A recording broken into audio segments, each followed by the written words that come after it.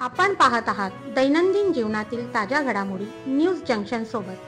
बातमी आपल्या लोकहिताची। Maharashtra top news. काँग्रेस जिल्हाध्यक्ष सचिन गुजर यांचे अपहरण, व्हायरल व्हिडिओ ठरला कारण। श्रीरामपूर येथे काँग्रेसचे जिल्हाध्यक्ष सचिन गुजर यांचे अपहरण करून त्यांना मारहाण करण्यात आली। आरोप आहे की त्यांनी भाषणात छत्रपती शिवाजी महाराजांचा एकेरी उल्लेख केला होता। काँग्रेसचे म्हणणे आहे की हा व्हिडिओ एडिटेड असून फेक व्हिडिओ प्रसारित करणाऱ्यांवरही कारवाई करावी।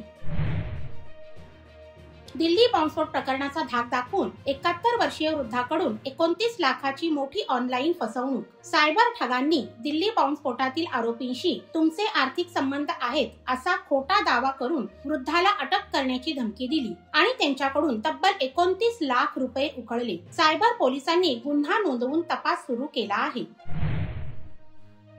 फक्त 500 रुपयात सुरू केलेला व्यवसाय, प्राध्यापकाची वार्षिक 30 लाखांची कमाई। भिवानी येथील सहाय्यक प्राध्यापक प्रमोद सहारन यांनी लॉकडाऊन मध्ये वर्मी कंपोस्ट तयार करण्याचा व्यवसाय सुरू केला। केवळ 500 रुपयांच्या गुंतवणुकीत सुरू झालेला हा व्यवसाय आज त्यांना वर्षाला सुमारे 30 लाखाचे उत्पन्न देतो। तिजोरीला दुसरी किल्लीही असते, नीलम गोरेंचा अजित पवारांवर टोला। शिवसेना नेत्या आणि विधान परिषदेच्या उपसभापती नीलम गोरे यांनी तिजोरीची दुसरी किल्ली आणि वेगळा कोड असतो, काही तिजोऱ्या फेस रीडिंगनेही उघडता येतात अशा शब्दात उपमुख्यमंत्री अजित पवारांवर निशाणा साधला।